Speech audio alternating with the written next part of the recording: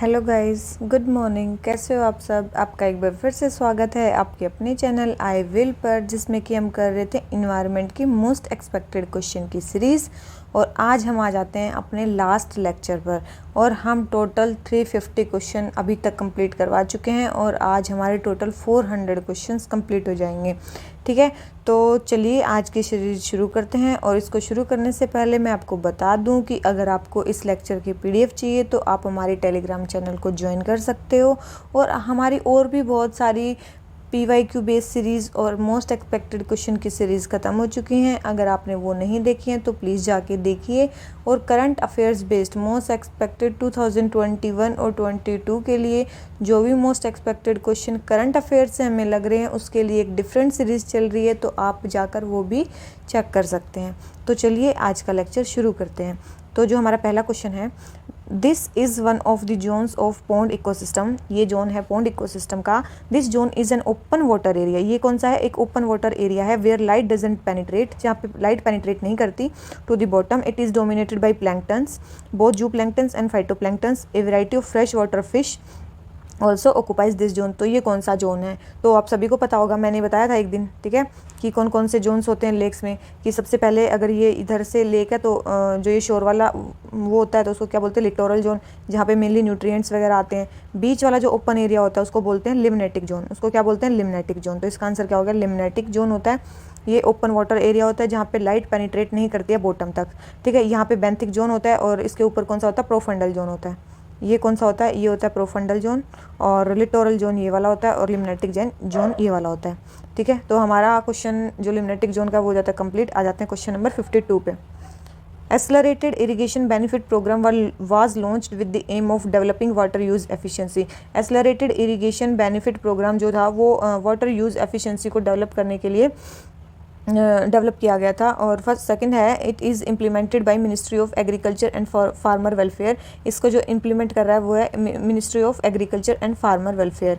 तो सबसे पहले देखो कि जो ये है एक्सलरेटेड इरिगेशन बेनिफिट प्रोग्राम, ये आया था 1996-97 में। कब आया था? 1996-97 में ये प्रोग्राम आया था।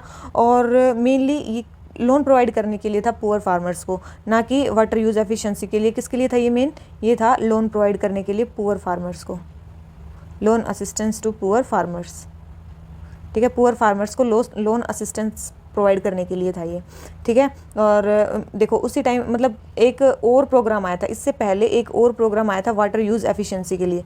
वाटर यूज़ एफिशिएंसी के लिए एक और प्रोग्राम आया था इससे पहले, उसको बोलते थे कमांड एरिया डेवलपमेंट प्रोग्राम। कौन सा था? Command area development plan. ठीक है, कमांड एरिया डेवलपमेंट प्रोग्राम आया था 1974-1975 में। ठीक है, कमांड एरिया डेवलपमेंट प्रोग्राम आया था 1974-75 में। वो वाटर यूज एफिशिएंसी के लिए था। और जो एक्सलरेटेड इरिगेशन बेनिफिट प्रोग्राम था ये किसके लिए था? लोन असिस्टेंस प्रोवाइड करने के लिए पुअर फार्मर्स को। ठीक है, किसके लिए था? पुअर फार्मर्स को लोन असिस्टेंस प्रोवाइड करने के लिए। तो जो हमारी फर्स्ट स्टेटमेंट है वो हो जाती है रॉन्ग। सेकंड स्टेटमेंट क्या है? It is implemented by ministry of agriculture and farmer welfare. याद रखना, अभी 2015-16 में एक स्कीम आई है जिसको बोलते हैं प्रधानमंत्री कृषि सिंचाई योजना। प्रधानमंत्री कृषि सिंचाई योजना ये किसके अंडर है? ये मिनिस्ट्री ऑफ जल शक्ति के अंडर है। किसके अंडर है ये? मिनिस्ट्री ऑफ जल शक्ति के अंडर है। ठीक है, किसके अंडर है ये? मिनिस्ट्री ऑफ जल शक्ति के अंडर है ये। और अगर ये मिनिस्ट्री ऑफ जल शक्ति के अंडर है और ये जो प्रधानमंत्री कृषि सिंचाई योजना है, तो ये एक्सलरेटेड इरिगेशन बेनिफिट प्रोग्राम है, ये भी इसी के अंडर डाल दिया गया है। एक्सलरेटेड इरिगेशन बेनिफिट प्रोग्राम भी इसी मिनिस्ट्री के अंडर डाल दिया गया है। तो जो हमारा एक्सलरेटेड इरिगेशन बेनिफिट प्रोग्राम है वो भी किसके अंडर है? मिनिस्ट्री ऑफ जल शक्ति के अंडर है। तो वो भी हमारा ministry of agriculture and farmer welfare के अंडर नहीं है। ठीक है, तो दोनों ही स्टेटमेंट रॉन्ग हो जाती हैं। आंसर आ जाता है डी। अब जो हमारी ये जो प्रधानमंत्री कृषि सिंचाई योजना है, ये मिनिस्ट्री हमने बता दी, कब आई ये बता दी। तो ये कौन सी है? सेंट्रली सेक्टर है कि स्पॉन्सर्ड है? तो ये सेंट्रली स्पॉन्सर्ड स्कीम है। कौन सी है ये? सेंट्रली स्पॉन्सर्ड स्कीम है ये। ठीक है, उसके बाद इसके अंडर और भी कई सारी चीज़ें चल रही हैं, जैसे कि हर खेत को पानी, पर drop more crop, water shade development. ठीक है, और मेनली जो भी ट्रेडिशनल वाटर स्टोरेज सिस्टम है उनको रिजुविनेट करना, ये भी इसके अंडर है। ठीक है, प्रधानमंत्री कृषि सिंचाई योजना में और भी कई सारी स्कीम्स को सबस्यूम किया गया या अमलगेट कर दिया गया है। एक तो आपने देख ली ये एक्सलरेटेड इरिगेशन बेनिफिट प्रोग्राम। ठीक है, एक IWMP IWMP integrated water management programme, integrated watershed management programme, ठीक है, इसको भी इंटीग्रेट किया गया है। एक है on farm water management, on farm water management इसको, और एक river development and Ganga rejuvenation इसको, ठीक है। तो ये 3-4 स्कीम्स हैं जिसको प्रधानमंत्री कृषि सिंचाई योजना के अंडर अमलगेट किया गया है। एक तो है एक्सेलरेटेड इरिगेशन बेनिफिट प्रोग्राम, एक है integrated watershed management programme, एक है ऑन फार्म वाटर मैनेजमेंट, और एक है river development and Ganga rejuvenation, ठीक है। तो ये हमारी 4 स्कीम है जो इसके अंडर हैं, ठीक है। और इसमें ट्रेडिशनल वाटर स्टोरेज सिस्टम को हमें क्या करना है, वो करना है, ट्रेडिशनल वाटर स्टोरेज सिस्टम को रिजुविनेट करना है। तो बहुत सारी जगह पे ट्रेडिशनल वाटर स्टोरेज सिस्टम को कुछ अलग अलग नाम से जाना जाता है। हमारा पहले क्वेश्चन आ चुका है लेकिन फिर से करवा देती हूँ। जैसे कि एक है हमारा जल मंदिर, क्या है, एक है जल मंदिर। जल मंदिर किस कहाँ पे बोला जाता है, गुजरात में बोला जाता है, ठीक है। फिर है एक हमारा खत्री, खत्री हमारा कहाँ बोला जाता है, हिमाचल प्रदेश में बोला जाता है, ठीक है। इसके बाद एक होता है जाबू, जाबू हमारा कहाँ बोला जाता है, नागालैंड में, कहाँ बोला जाता है, जाबू नागालैंड में। ये सारे ट्रेडिशनल वाटर स्टोरेज सिस्टम है, ठीक है। उसके बाद आता है डोंग, डोंग कहाँ पे बोला जाता है, आसाम में, ठीक है, डोंग कहाँ पे बोला जाता है, आसाम में। उसके बाद आता है बंदाज और काटाज, बंदाज और काटाज ये कहाँ पे बोले जाते हैं, ये बोले जाते हैं उड़ीसा में, ठीक है। उसके बाद है इरी और उरानीज़, इरी और उरानीज़ ये कहाँ बोले जाते हैं, बोले जाते हैं तमिलनाडु में, ठीक है। तो ये सारे ही हमारे ट्रेडिशनल वाटर स्टोरेज सिस्टम हैं जो प्रधानमंत्री कृषि सिंचाई योजना के अंदर वो हो रहे हैं, प्रोटेक्ट हो रहे, मतलब प्रोटेक्ट क्या, उसके अंडर रिजुविनेट करना है। तो ये सारे वहाँ के, ठीक है, नेम आ जाते हैं कि कौन सा वाटर स्टोरेज कहाँ पे क्या बोला जाता है, ठीक है। तो हमारा क्वेश्चन नंबर 52 हो जाता है। आ जाते हैं क्वेश्चन नंबर 53 पे। Which of the following rivers are located within the tropics, कौन सी रिवर्स जो है वो ट्रॉपिक्स के अंदर लोकेटेड है, ठीक है, कौन सी हैं जो ट्रॉपिक्स के अंदर है। तो जो हमारी जाम्बेजी रिवर है, जो हमारी जाम्बेजी रिवर है ये क्या है, साउथ अफ्रीका में नीचे है बिल्कुल, ठीक है। तो ये ट्रॉपिक्स के अंडर नहीं है। और एक हमारी जो होगी मिसिसिपी रिवर, मिसिसिपी रिवर कहाँ पे, हमारी नॉर्थ अमेरिकन कॉन्टिनेंट में है, नॉर्थ अमेरिकन कॉन्टिनेंट में है, गल्फ ऑफ मैक्सिको में फ्लो करती है, तो ये भी हमारे ट्रॉपिकल जोन के अंदर नहीं है। तो हमारी जो अमेजन रिवर है और जो नर्मदा रिवर है ये दोनों कहाँ पे हैं, ट्रॉपिक्स एरिया में, ठीक है। ये ट्रॉपिक्स के बाहर हैं, ठीक है। जो मिसिसिपी है ये अबो ट्रॉपिक ऑफ कैंसर है, और जो जाम्बेजी है ये बिलो ट्रॉपिक ऑफ कैप्रिकॉन है, ठीक है। तो ये हो जाता है इसका आंसर सी। आ जाते हैं क्वेश्चन नंबर 54 पे।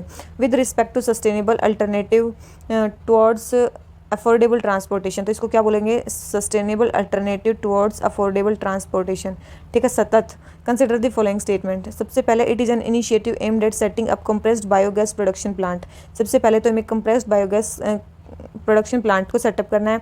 सेकंड है ये ministry of new and renewable energy के अंडर आया, सेटअप हुआ है, नहीं।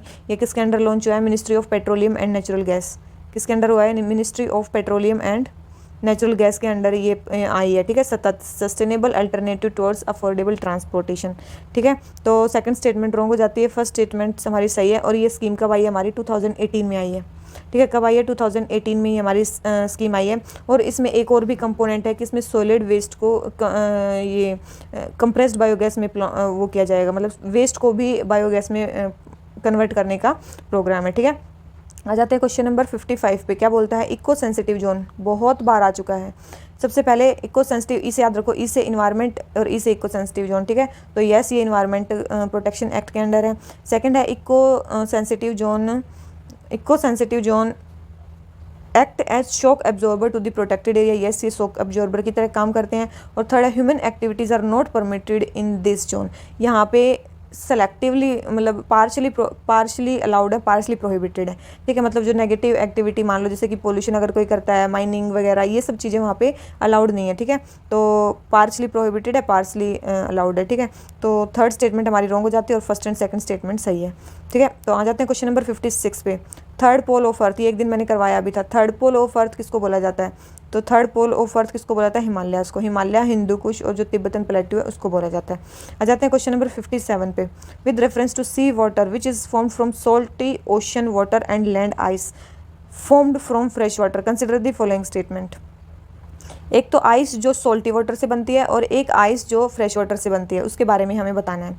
फर्स्ट है sea ice form slowly compare to fresh ice, yes ये स्टेटमेंट सही है कि जो सी आइस है जहाँ पे सॉल्ट ज़्यादा होता है वहाँ पे पानी धीरे धीरे फ्रीज होता है, फ्रेश वाटर पानी जल्दी फ्रीज हो जाता है।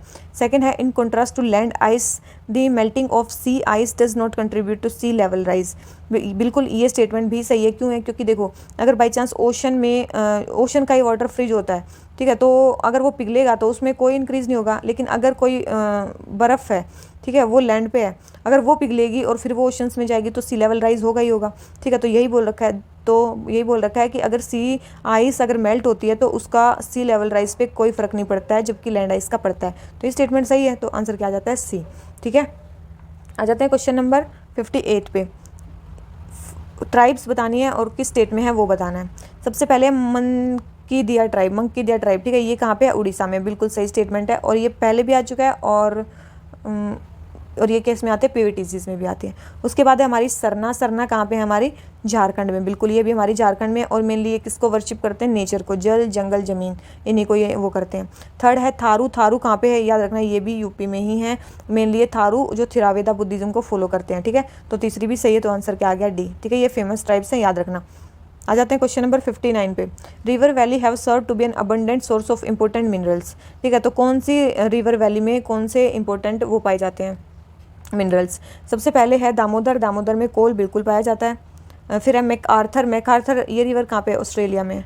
ठीक है, ये रिवर कहाँ पे? ऑस्ट्रेलिया में है। तो यहाँ पे क्या क्या पाया जाता है? जिंक पाया जाता है, यहाँ पे सिल्वर भी यहाँ पे पाया जाता है। ठीक है, यहाँ पे लेड भी पाया जाता है। तो ये सारी चीज़ें पाई जाती हैं। और थर्ड है बिरिम रिवर कहाँ पे पाई जाती है? घाना में पाई जाती है। बिरिम रिवर कहाँ पे है? घाना में, और वहाँ पे गोल्ड डायमंड दोनों चीज़ें पाई जाती हैं। तो तीनों ही स्टेटमेंट सही होगी। आंसर क्या आ जाता है हमारा? डी। आ जाते हैं क्वेश्चन नंबर 60 पे। Which of the following particulate pollutants are considered as viable particulate pollutants of atmosphere? Viable particulate pollutant किसको बोला जाता है? ठीक है, सबसे पहले पार्टिकुलेट पोल्यूटेंट सॉलिड फॉर्म में भी हो सकते हैं, लिक्विड फॉर्म में भी हो सकते हैं, जो एयर में ड्रॉपलेट्स होती हैं, घूमती रहती हैं। वायबल होते हैं जो मेनली बैक्टीरिया, फंजाई, मतलब जो लिविंग ऑर्गेनिज्म से होते हैं, डिस्पर्स्ड होते हैं, उनको बोलते हैं वायबल पार्टिकुलेट पोल्यूटेंट्स। और नॉन वायबल वो होते हैं जो स्मोक, डस्ट, मीस्ट, मतलब जो ये नॉन उससे होते हैं, मतलब जो नॉन लिविंग से होते हैं। ठीक है, उनको बोलते हैं। तो इसमें बोल रखा है कि कौन से जो है वायबल हैं। ठीक है, मतलब जो लिविंग से हैं, मेनली याद रखना, जो लिविंग ऑर्गेनिज्म से वो होते हैं। तो कौन से हैं? स्मोक नहीं है, डस्ट नहीं है, मिस्ट नहीं है, फंजाई है। तो आंसर क्या आ गया? डी। ठीक है, आंसर क्या आ गया? डी। तो जो फंजाई है, ये क्या है? बैक्टीरिया, फंजाई, एल्गी, ये सारे ही क्या हैं? वायबल में आते हैं। और हमें क्या पूछा है? वायबल ही पूछा है। तो आंसर क्या आ गया? डी। आ जाते हैं क्वेश्चन नंबर 61 पे। वर्ल्ड माइग्रेशन रिपोर्ट 2020 के बारे में बताना है। फर्स्ट है social unrest and violence have been the major factors for international migration. International migration के लिए जो मेजर कोज हैं वो हैं हमारे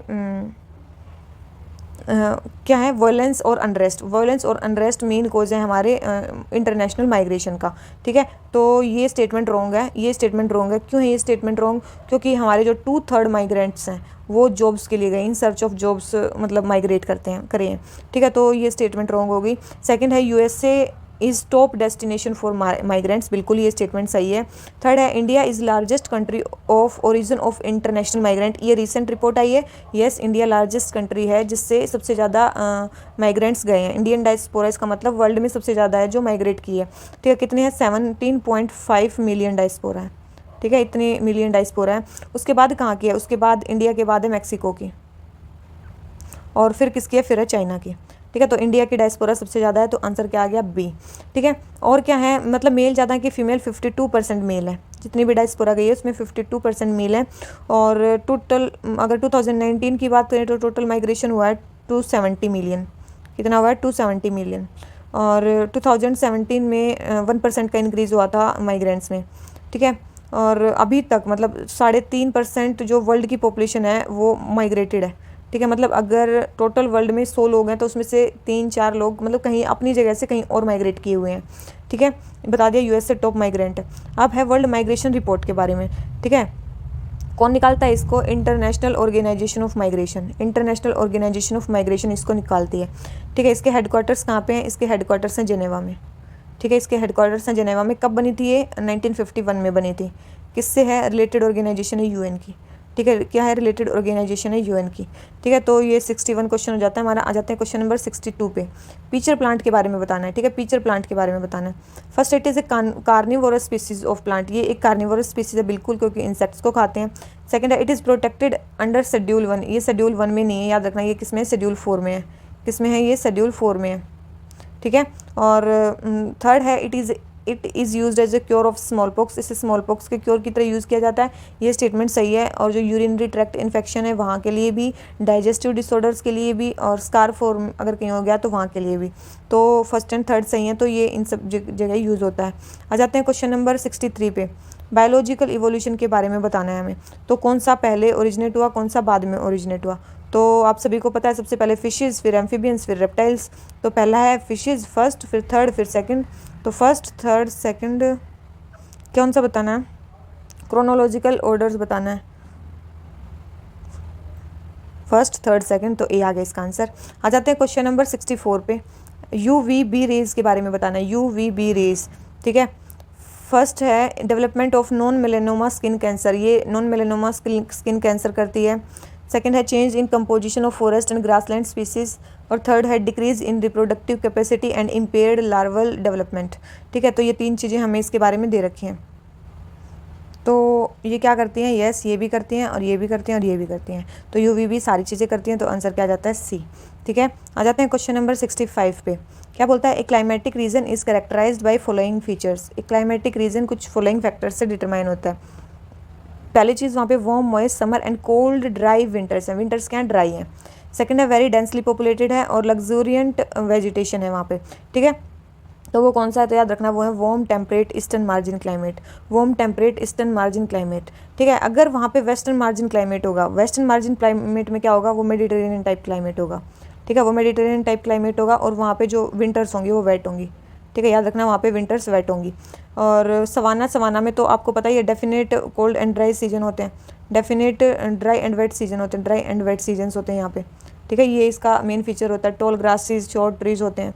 उसके बाद आता है मॉनसून। मॉनसून में मतलब क्या होता है, डिफरेंट वो होती हैं मॉनसून में, मतलब समर अलग होती है, विंटर अलग होती है, स्प्रिंग सीजन अलग आता है। ठीक है, वेजिटेशन भी यहाँ पे बहुत टाइप्स की होती है। तो ये जो सारे हैं ये हो गए हमारे, तो इसका आंसर आ जाता है C। आ जाते हैं क्वेश्चन नंबर 65 पे। ठीक है, 66 पे, सॉरी। ठीक है, 66 पे।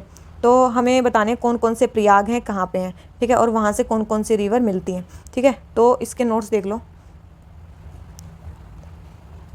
अभी आपको याद हो जाएंगे सारे। ठीक है, जितने भी प्रयाग हैं, अब की बार न्यूज़ में बहुत ज़्यादा हैं, तो इनको देख लेना।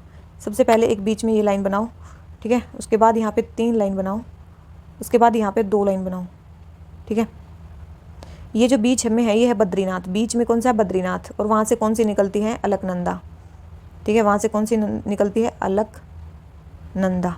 ठीक है, उसके बाद ये वाली जो है, ये कौन सी है, ये वाली है धौली गंगा। ये है धौली गंगा, और मेनली ये वसुधारा ताल से निकलती है। कौन से धारा ताल से, वसुधारा ताल से निकलती है। और यहीं पे रास्ते में क्या है, एक नंदा देवी नेशनल पार्क भी है। नंदा देवी नेशनल पार्क भी है, और यहीं पे तपोवन भी है। तपोवन जो हाइड्रो पावर प्रोजेक्ट है, तो वो किस पे है, धौली गंगा पे है। तो यहाँ पे जो जहाँ के मिलती है, तो उसको बोलते हैं विष्णु गंगा, विष्णु प्रयाग। ठीक है, उसको क्या बोलते हैं, विष्णु प्रयाग। ये है, यहाँ पे है नंद प्रयाग। यहाँ पे नंद प्रयाग क्यों, क्योंकि यहाँ पे नंदाकिनी आके मिलती है, नंदाकिनी। ठीक है, ये तो आपको याद हो जाएगा कि नंद है तो नंदाकिनी, नंद प्रयाग हो गया। ठीक है, और फिर आ जाता है हमारा कर्ण प्रयाग। कर्ण प्रयाग, ठीक है, कर्ण प्रयाग में कौन सी आके मिलती है, पिंडर। ठीक है, उसके बाद आ जाती है हमारी यहाँ पे मंदाकिनी। मंदाकिनी, मंदाकिनी यहाँ पे कहाँ से निकलती है, केदारनाथ से। कहाँ से, केदारनाथ से। याद रखना, केदारनाथ से निकलती है मंदाकिनी। और मंदाकिनी यहाँ पे आके क्या मिल जाती है, रुद्रप्रयाग बना लेती है, रुद्रप्रयाग। ठीक है, उसके बाद आती है हमारी यहाँ पे गंगोत्री। यहाँ से कौन निकलती है, भागीरथी। ठीक है, भागीरथी। और भागीरथी यहाँ पे आके क्या बन जाती है, देवप्रयाग। और उसके बाद क्या बन जाती है, हमारी गंगा बन जाती है। उसके बाद हमारी ये क्या बन जाती है, गंगा बन जाती है। तो ये हैं हमारे 5 प्रयाग। ठीक है, 5 प्रयाग। सबसे पहले विष्णु प्रयाग, जहाँ पे अलकनंदा और धौली गंगा मिलती हैं।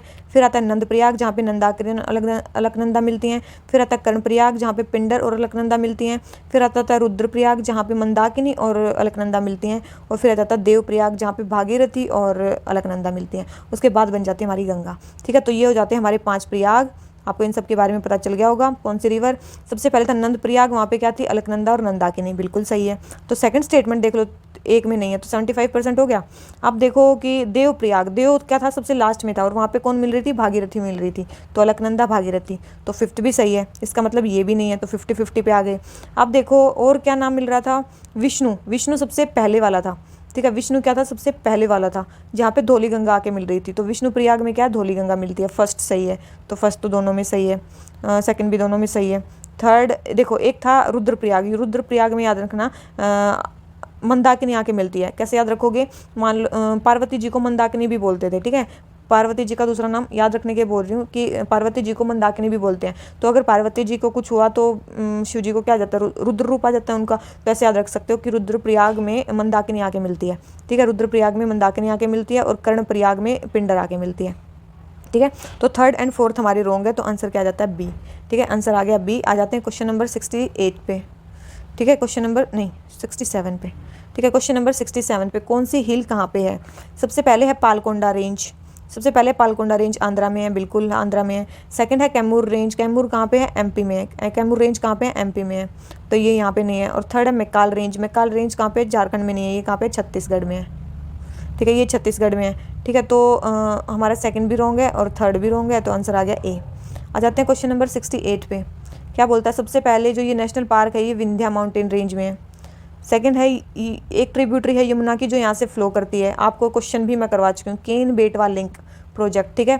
थर्ड है it is critical tiger habitat and biosphere reserve, और टाइगर री इंट्रोडक्शन भी यहाँ पे हुआ था। तो कौन सा है? आपको अगर ये देख के याद आ गया होगा, और मैंने बता भी दिया केन बेटवा लिंक, केन रिवर कहाँ से पास होती है, ठीक है। केन रिवर कहाँ से पास होती है? तो वो पन्ना नेशनल पार्क से पास होती है, ठीक है। डायमंड माइंस के लिए भी ये फेमस है। आ जाते हैं क्वेश्चन नंबर 69 पे। कूलिंग एक्शन प्लान के बारे में बताना है, कूलिंग एक्शन प्लान, ठीक है। सबसे पहले it was launched by India with the only aim to fulfil its aim under India's intended nationally determined contribution. सबसे पहले जो कूलिंग डिमांड है वो इंटेंडेड नेशनली डिटरमाइंड कंट्रीब्यूशन में तो आती भी नहीं है, ठीक है। कूलिंग एक्शन प्लान इसमें नहीं आता है मेनली, तो ये पहली स्टेटमेंट होगी रॉन्ग। और सेकंड है मेन मतलब एक एम है इसका कि हमें कूलिंग डिमांड को रिड्यूस करना है 20 to 25%, ये बिल्कुल सही है। और कब तक रिड्यूस करना है? ये हमें 2037 से 38 तक, ठीक है। 2037 से 38 तक हमें रिड्यूस करना है। उसके बाद हमें और क्या रिड्यूस करना है? रेफ्रिजरेंट डिमांड को रिड्यूस करना है, रेफ्रिजरेंट डिमांड को रिड्यूस करना है, वो भी 20 to 25%, 30% रिड्यूस करनी है। उसके बाद हमें रिड्यूस करनी है कूलिंग एनर्जी, उसके बाद हमें रिड्यूस करनी है कूलिंग एनर्जी रिक्वायरमेंट, वो कितनी है? 25% से 40%, और उसका ईयर भी सेम ही है, ठीक है। और मेनली इसमें ट्रेनिंग और सर्टिफिकेशन देनी है 1 लाख सर्विस टेक्नीशियंस को, ठीक है। कितनी? 1 लाख सर्विस टेक्नीशियंस को हमें सर्विस वो देनी है, सर्टिफिकेशन और ट्रेनिंग। कब तक? 2022-23 तक, ठीक है। तो ये इसके कुछ इंपॉर्टेंट टारगेट्स हैं। तो फर्स्ट स्टेटमेंट रॉन्ग, सेकंड सही हो जाती है, तो आंसर आ जाता है बी। अब आ जाते हैं क्वेश्चन नंबर 70 पे। With which of the following country does the India have balance of trade surplus? तो ये तो आपको पता ही होगा कि दो ही कंट्रीज़ के साथ है, एक तो यूएई और एक अमेरिका, तो आंसर आ गया बी, ठीक है। आंसर आ गया हमारा बी। आ जाते हैं क्वेश्चन नंबर 71 पे। यूएन ह्यूमन राइट काउंसिल के बारे में बताना है, ठीक है। ह्यूमन राइट काउंसिल के बारे में बताना है सबसे पहले। It was established in 2006 by यूएन जनरल असेंबली, बिल्कुल। सेकंड है it does not have authority to impose legal penalty on violating country, तो ये भी स्टेटमेंट सही है, वो भी नहीं डाल सकती। थर्ड है Pakistan has not been reelected due to protest around the globe, सारी जगह प्रोटेस्ट होने के बाद भी पाकिस्तान इसमें ऐड हुआ है, ठीक है, री इलेक्ट हुआ है। तो थर्ड स्टेटमेंट रॉन्ग हो जाती है, आंसर आ जाता है हमारा ए, ठीक है। तो पाकिस्तान इसमें री इलेक्ट हुआ है, 2006 में बनी है, यूएन के अंडर बनी है, यूएन जनरल असेंबली के अंडर, ठीक है। उसके हेडक्वार्टर्स कहाँ पे हैं? अगर हम हेडक्वार्टर्स की बात करें, हेडक्वार्टर्स कहाँ पे हैं? इसके जेनेवा में है हेडक्वार्टर्स, ठीक है। मेंबर्स इसकी काउंसिल में कितने हैं? 47 मेंबर्स हैं। कौन करती है? यूएन जनरल असेंबली मेनली इसको इलेक्ट करती है, सिंपल मेजोरिटी से, सीक्रेट बैलेट से। और मेंबर्स मेनली कितने साल के लिए? 3 ईयर्स के लिए, ठीक है। हर 1/3 रिन्यू होते हैं हर साल, ठीक है। और कितने साल तक ये मेंबर्स वो कर सकते हैं? कंजिक्यूटिव 2 टर्म्स तक, कंजिक्यूटिव 2 टर्म्स तक जो मेंबर्स हैं वो इसमें इलेक्ट हो सकते हैं, लेकिन 2 टर्म्स के बाद एलिजिबल नहीं है, ठीक है। और इक्विटेबल जोग्राफिकल डिस्ट्रीब्यूशन भी है इनका, जितने भी यूएन मेंबर्स हैं सब इसके मेंबर बन सकते हैं। और मेनली 3 सेशन होते हैं इसके साल में, मतलब 3 सेशन होते हैं, कब? पर ईयर, ठीक है, पर ईयर। और ये याद रखना लीगली बाइंडिंग भी नहीं है, ठीक है, ये लीगली बाइंडिंग भी नहीं है, लीगली बाइंडिंग नहीं है। ठीक है, तो ये सारी चीज़ें इसके बारे में। आ जाते हैं क्वेश्चन नंबर 72 पे। With reference to surface current and deep water current, consider the following statement. First, surface current are largely driven by winds, while deep water currents are driven by difference in water density. बिल्कुल यही है। Second है surface current have a higher velocity than deep water, तो ये भी सही है, तो दोनों ही सही है, तो आंसर क्या आ गया सी। ठीक है, आज थोड़ा बियर करना क्योंकि आज मेरी हेल्थ सही नहीं है। ठीक है, तो आज थोड़ा सा मैं आंसर बता रही हूँ, थोड़ा थोड़ा आपको बता रही हूँ। ठीक है, आ जाते हैं क्वेश्चन नंबर 73 पे। वोलेटाइल ऑर्गेनिक कंपाउंड्स के बारे में हमें बताना है। They are organic chemicals that have a high vapour pressure, जिसका वेपर प्रेशर ज़्यादा है एट ऑर्डिनरी रूम टेम्परेचर, बिल्कुल। They include both man made and naturally occurring, बिल्कुल।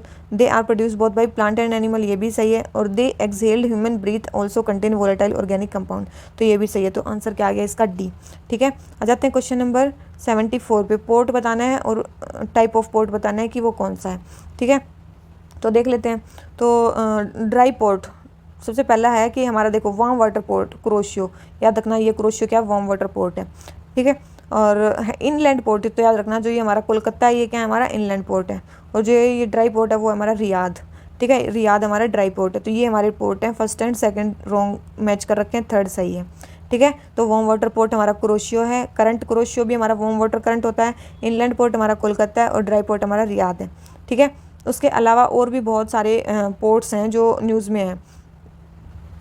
ठीक है, जैसे कि दालियान पोर्ट कहाँ पे है, चाइना में है। दालियान पोर्ट कहाँ पे है, चाइना में।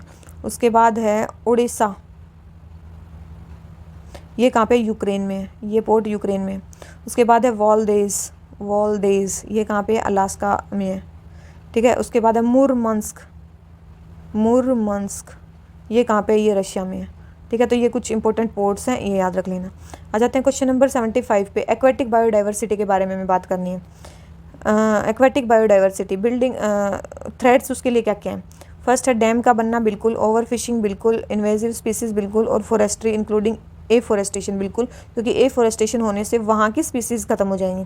ठीक है, याद रखना वहाँ की स्पीसीज़ खत्म हो जाएंगी और डिफरेंट स्पीसीज़ वहाँ पे आ जाएंगी मैजिक कंडीशन वाली। तो इसमें बोला एक्वेटिक बायोडाइवर्सिटी के लिए, तो यस एफोरेस्टेशन तो वहाँ पे अगर आप जहाँ पे एक्वेटिक बायोडाइवर्सिटी वहाँ पे अगर आप प्लांट्स लगाओगे तो एक्वेटिक बायोडाइवर्सिटी खत्म हो जाएगी, लेकिन हाँ दूसरी बायोडाइवर्सिटी आ जाएगी, तो आंसर हो गया डी। आ जाते हैं क्वेश्चन नंबर 76 पे। National mission for enhanced energy efficiency, national mission for enhanced energy efficiency के बारे में हमें बताना है। ठीक है, तो क्या बोल रखा है, परफॉर्म अचीव एंड ट्रेड, बिल्कुल इसके अंडर है। सेकंड है market transformation for energy efficiency, ये भी है। एनर्जी एफिशिएंसी फाइनेंसिंग प्लेटफॉर्म, ये भी है। और framework for energy efficiency economic development, ये भी है। तो इसका आंसर जो हो जाता है वो क्या हो जाता है, C. National action plan on climate change के अंडर बनी है ये, और 2008 में बनी है। कब बनी है, 2008 में बनी है, और national action plan on climate change पे बनी है। आ जाते हैं क्वेश्चन नंबर 77 पे। क्वेश्चन नंबर 77 क्या बोलता है, नेचुरल गैस कंजप्शन के बारे में बताना है इंडिया में। ठीक है, फर्स्ट है majority of India's LNG is consumed by city gas distribution network for CNG fuel and PNG house hold network. Majority जो है इंडिया की वो कहाँ पे यूज़ होती है, तो याद रखना वो डोमेस्टिक में यूज़ नहीं होती। ज़्यादातर एलएनजी कहाँ पे यूज़ होती है, हमारी इंडस्ट्रीज़ में यूज़ होती है, ज़्यादातर इंडस्ट्रीज़ में यूज़ होती है। उसके बाद हमारी फर्टिलाइज़र्स में यूज़ होती है, और उसके बाद हमारी कंप्रेस्ड जो सीजीडी में यूज़ होती है, सिटी गैस डिस्ट्रीब्यूशन में, और उसके बाद हमारा पावर सेक्टर में यूज़ होती है। ठीक है, तो ये स्टेटमेंट रॉन्ग होगी। सेकंड है the share of domestic gas and imported regasified LNG is ratio of about 75% and 25%। नहीं, तो ये स्टेटमेंट भी रॉन्ग है कि डोमेस्टिक और इम्पोर्टेड का शेयर ऐसे है। तो डोमेस्टिक का शेयर 48 है, और जो ये इम्पोर्टेड है इसका शेयर 52% है। ठीक है, तो ये स्टेटमेंट भी रॉन्ग होगी, तो आंसर क्या आ गया, डी। आ जाते हैं क्वेश्चन नंबर 78 पे। मेरी सहेली इनिशिएटिव के बारे में बताना है। मेरी सहेली इनिशिएटिव, तो याद रखना ये रेलवे ने शुरू किया to provide safety and security to female passenger travelling by train से जो फीमेल पैसेंजर ट्रैवल करते हैं उनकी सेफ्टी एंड सिक्योरिटी के लिए इंडियन रेलवे ने लॉन्च किया है मेरी सहेली इनिशिएटिव। ठीक है, मेरी सहेली इनिशिएटिव इसके लिए शुरू किया है, तो बस यही है। ठीक है, और तो अब देखो, तो ये जो बोला है कि rehabilitation and re integrate trafficked women, तो ये कौन सा है, तो ये किसके लिए है, तो रिहेबिलिटेशन और री इंटीग्रेट ट्रैफिक्ड वुमेन के लिए है उज्ज्वला योजना, उजावला स्कीम, उसके लिए उजावला स्कीम। सेकंड है ये इंटीग्रेटेड जो स्पोर्ट हमें प्रोवाइड करना है, to women affected by violence in public और प्राइवेट स्पेसिस में, तो ये कौन सा साखी इसके लिए है, सखी या साखी, ठीक है, सखी वन स्टॉप सेंटर इसके लिए। और थर्ड है जो कि कैटर करना में primary need shelter food clothing women की जो डिस्ट्रेस में है और जो सोशल और उनके पास इकोनॉमिक सपोर्ट नहीं है, तो याद रखना वो है स्वाधार गृह, स्वाधार गृह, ठीक है। तो ये 3 स्कीम है इसके लिए, और मेनली जो मेरी सहेली इनिशिएटिव था वो रेलवे का था। आ जाते हैं क्वेश्चन नंबर 79 पे। International Shatavadhanam program has been virtually launched by vice president recently with reference to cultural history of India. The term Avadhanam का मतलब क्या है? अवधानम का मतलब है लिंग्विस्टिक लिटरेरी परफॉर्मेंस, ठीक है, मेनली कहाँ पे? तेलुगु में, ठीक है, तेलुगु में होती है। आ जाते हैं क्वेश्चन नंबर 80 पे। बॉम साइक्लोन के बारे में बताना है। बॉम साइक्लोन, सबसे पहले it is cyclone that rapidly intensifies only in tropical areas, only in tropical areas. याद रखना मेनली ये कहाँ पे ओरिजिनेट होता है? टेम्परेट एरियाज में होता है। मेनली कहाँ पे ओरिजिनेट होता है? ये टेम्परेट एरियाज में होता है। सेकंड है it is accompanied by fall in atmospheric temperature and pressure, तो वहाँ का atmosphere temperature and pressure down हो जाता है। और मेनली कहाँ बनता है? जहाँ पे वार्म मतलब फ्रंट्स जहाँ पे बनते हैं, वार्म और कोल्ड जहाँ पे फ्रंट्स बनते हैं वहाँ पे होता है। तो आंसर क्या आ गया? बी। आ जाते हैं क्वेश्चन नंबर 81 पे। कौन से रिस्पॉन्सिबल है increase in concentration of formaldehyde in environment? Environment में कौन से फॉर्मल्डिहाइड को इंक्रीज करेंगे, ठीक है। तो फॉर्मल्डिहाइड आपको पता है ये वोलेटाइल ऑर्गेनिक कंपाउंड है जिसकी ऑफ गैसिंग हो जाती है। तो woods, natural gas, tobacco, cosmetics, wallpaper, paints हर जगह यूज़ होता है, ठीक है। तो हर जगह से कुछ ना कुछ इंक्रीज होती है इसकी कंसंट्रेशन। आ जाते हैं क्वेश्चन नंबर 82 में। बायोचार के बारे में बताना है। It is produce by pyrolysis of biomass, बिल्कुल, ठीक है। और सेकंड है it can increase the soil fertility of acidic soil and also help to increase agriculture productivity. और थर्ड है it is use for carbon sequestration and thus help control climate change, तो ये भी सही है। तो आंसर क्या आ गया? ए, ठीक है। बायोचार के बारे में ये तीनों ही स्टेटमेंट हमारी सही हैं। आ जाते हैं 83 पे। वाइल्ड लाइफ प्रोटेक्शन एक्ट के बारे में बताना है। The final authority to declare any wild animal a vermin is given to state government. ये किसी भी गवर्नमेंट मतलब किसी को भी वर्मिन स्पीसीज घोषित करना किसके अंडर है? सेंट्रल स्टेट गवर्नमेंट के अंडर। क्या ऐसा है? नहीं, ऐसा नहीं है, सेंट्रल गवर्नमेंट के अंडर है, ठीक है। सेकंड है as long as notification is in force such wild animal shall be included in schedule 5। जैसे ही नोटिफिकेशन वो होगी उसको शेड्यूल 5 में डाल दिया जाएगा, बिल्कुल, क्योंकि फिर उनको क्या है आप हंट कर सकते हो ईजिली, ठीक है। तो आंसर क्या आ गया? बी, ठीक है। आ जाते हैं क्वेश्चन नंबर 84 पे। 84 क्या बोलता है? डेडलाइन फॉर WHO लेड काला अजहर। काला अजहर को और क्या बोलते हैं? ब्लैक फीवर भी बोलते हैं, इसको क्या बोलते हैं? ब्लैक फीवर भी बोलते हैं और डम डम फीवर भी बोलते हैं, ठीक है, डम डम फीवर भी बोलते हैं। Is as a public health problem from South East Asian region has now been extended from 2020 to 2023। तो हमें काला अजहर के बारे में बताना है। फर्स्ट है it is caused by protozoan Leishmania parasite. सबसे पहले ये लिस्मानिया पैरासाइट से होती है, बिल्कुल। ये सेकंड है कंटामिनेटेड वाटर एंड फूड से होती है, नहीं, ये मेनली फ्लाइज के उससे होती है, सेंट फ्लाइज, वेक्टर बोर्न नहीं है, सेंट फ्लाइज से होती है, ठीक है। और थर्ड है it is associated with high fertility. ये जो है मेनली हाई फर्टिलिटी से एसोसिएटेड है, तो ये भी सही है। तो सेकेंड हमारा रॉन्ग हो जाता है, आंसर आ गया सी, ठीक है। आ जाते हैं क्वेश्चन नंबर 85 पे। क्लाइमेट वल्नरेबल फोरम के बारे में बताना है। It is an international partnership of countries highly vulnerable to warming planet, बिल्कुल। और सेकंड है the form serve as north south cooperation. याद रखना ये जो कोऑपरेशन है ये साउथ साउथ कोऑपरेशन है। Platform for participating governments to act together to deal with global climate change, ठीक है। तो ये सेकंड रॉन्ग हो गया, फर्स्ट करेक्ट है, तो आंसर आ गया ए, ठीक है। मेनली डेवलपिंग कंट्रीज़ का साउथ साउथ कोऑपरेशन है जिसमें गवर्नमेंट मतलब जितनी भी गवर्नमेंट्स है वो पार्टिसिपेट कर रही हैं क्लाइमेट चेंज के लिए, ठीक है। अभी मेनली मालदीव्स गवर्नमेंट ने बनाया था इसको, ठीक है। अकाउंटेबिलिटी जो भी है इंडस्ट्रियलाइज्ड कंट्रीज़ की उसको मतलब ताकि वो बढ़े अकाउंटेबिलिटी उनकी, ठीक है। और इंडिया का इसमें ऑब्जर्वर स्टेटस है, ठीक है, ऑब्जर्वर स्टेटस है। और इसके और मेंबर्स कौन थे? अफगानिस्तान मेंबर है, नेपाल मेंबर है, भूटान मेंबर है, ये 3 इसके मेंबर्स हैं, लेकिन इंडिया इसका मेंबर नहीं है। ऑब्जर्वर स्टेटस है इंडिया को इसमें, ठीक है। और क्लाइमेट जो ये वल्नरेबल फोरम है इसने कुछ इनिशिएटिव भी स्टार्ट किए हैं क्लाइमेट चेंज के लिए, जैसे कि एक है वल्नरेबल 20, ठीक है, V20 जो 2015 में स्टार्ट हुआ था, किसने किया? लीमा पेरू में, ठीक है। क्लाइमेट फाइनेंस को मोबिलाइज करने के लिए, टू मोबिलाइज क्लाइमेट फाइनेंस, ठीक है। उसके बाद है सर्वाइवल थ्राइव, सेकंड है इसी का प्रोग्राम है survival thrive, hashtag 1.5 degree Celsius मिलने, इसमें इतने टेम्परेचर को इस सेंचुरी तक गर्म होने से रोकना है, ठीक है। आ जाते हैं क्वेश्चन नंबर 86 पे। Which of the following protected areas is well known for conservation of sub species of Indian elk, जिसको हैंगुल भी बोलते हैं, क्वेश्चन हो चुका है, जिसको कश्मीरी स्टैग भी बोलते हैं। अगर उसको कश्मीरी स्टैग ही बोल दिया तो वो कहाँ पे होगा, कश्मीर में होगा। और डचिंगम नेशनल पार्क कहाँ पे है, कश्मीर में है। तो ये ताल चापर वाइल्ड लाइफ सेंचुरी कहाँ पे है, बताया था उसी टाइम पे, राजस्थान में है। मधुमलाई कहाँ पे है, तमिलनाडु में। और कान्हा नेशनल पार्क कहाँ पे है, एमपी में। ठीक है, तो याद रखना, इसको इंडियन एल्क भी बोलते हैं, हैंगुल भी बोलते हैं और कश्मीरी स्टैग भी बोलते हैं।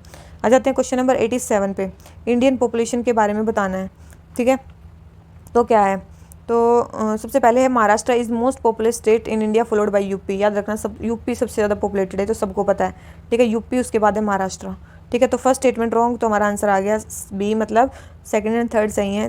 केरला का हाईएस्ट सेक्स रेशियो इंडिया में। और थर्ड है percentage growth in literacy rate compare to previous decade was higher in females than male.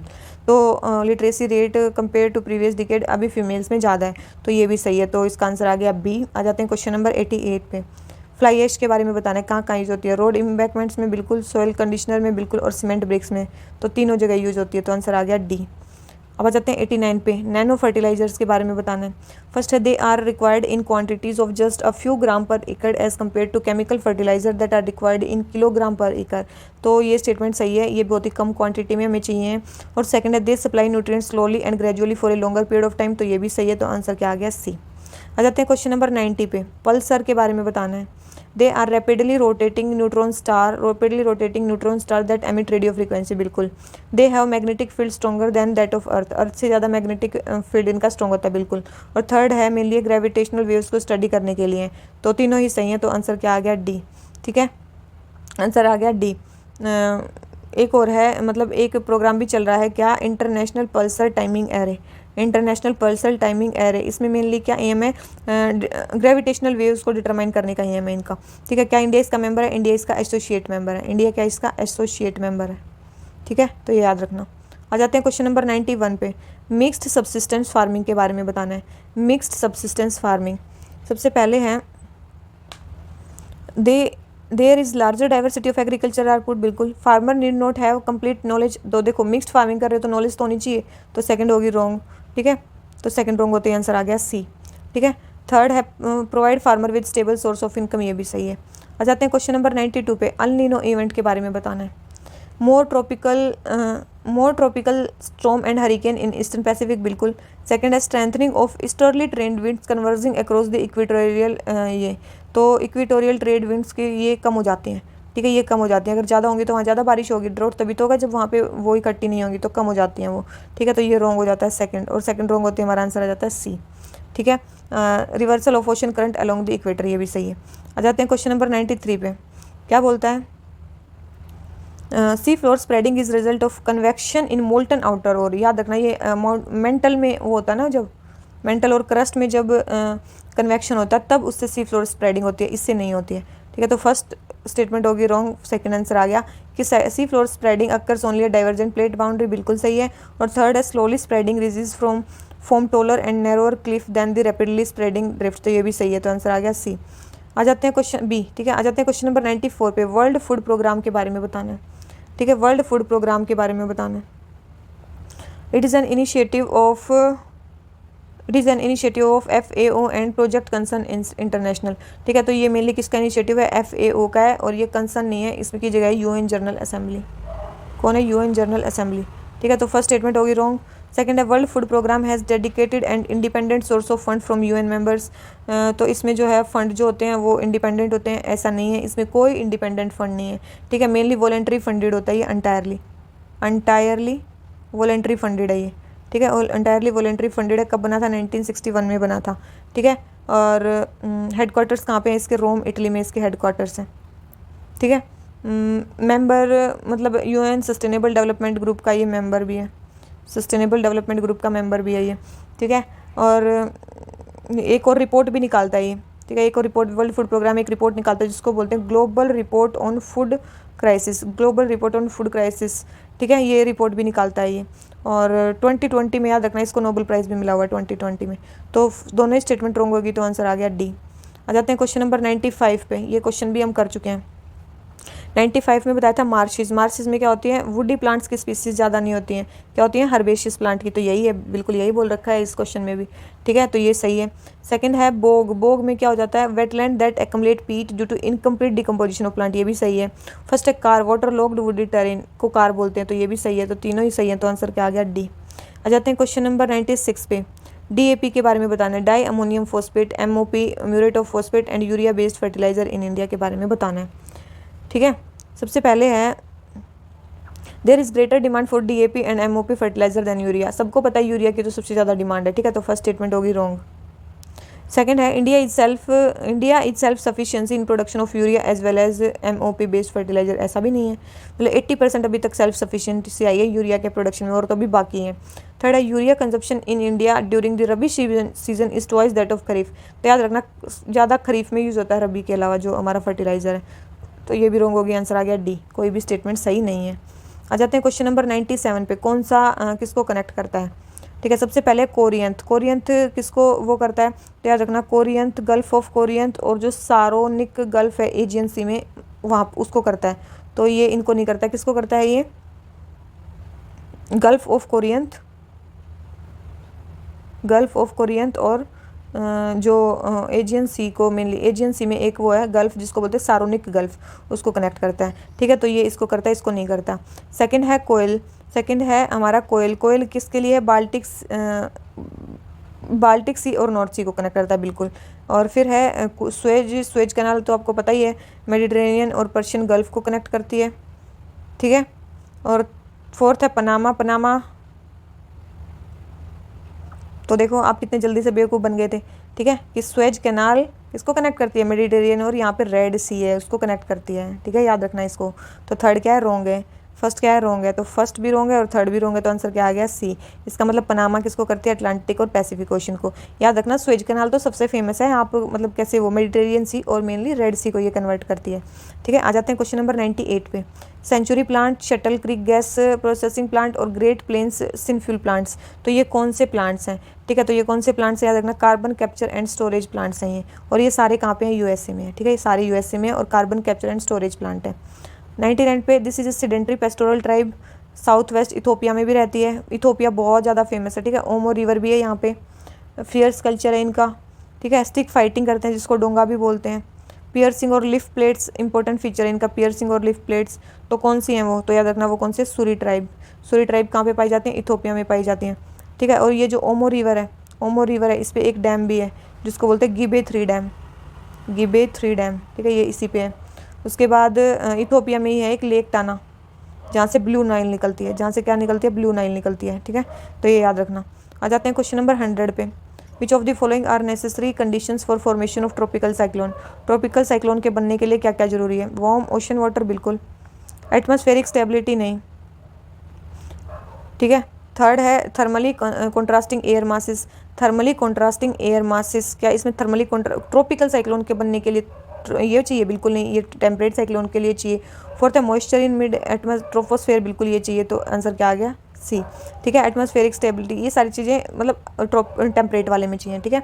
तो हमारा ये जो आज का लेक्चर है ये खत्म हो जाता है और हम टोटल ज्योग्राफी के जो 400 क्वेश्चन है वो कंप्लीट करवा चुके हैं, ठीक है। तो इसी नोट पे आज का लेक्चर ख़त्म करते हैं और कोई भी कल नई सीरीज शुरू होगी, देखते हैं कौन सी शुरू करते हैं। तो चलिए इसी नोट पे आज का लेक्चर ख़त्म करते हैं और इस सीरीज़ का भी ये लास्ट है, ठीक है। अगर आपने हमारी प्रीवियस ईयर्स क्वेश्चन और मोस्ट एक्सपेक्टेड क्वेश्चन की पूरी सीरीज़ देखी है तो प्लीज़ वीडियो को लाइक करो, अच्छी लगी हो तो, और चैनल को सब्सक्राइब कर देना, ठीक है। बेल आइकन को भी प्रेस कर देना ताकि आपके पास हमारी सारी नोटिफिकेशन आ सकें, ठीक है। तो इसी नोट पे आज का लेक्चर ख़त्म करते हैं। सिलेक्शन लो जल्दी से, ठीक है, और पढ़ते रहो, बढ़ते रहो। Bye bye, thank you.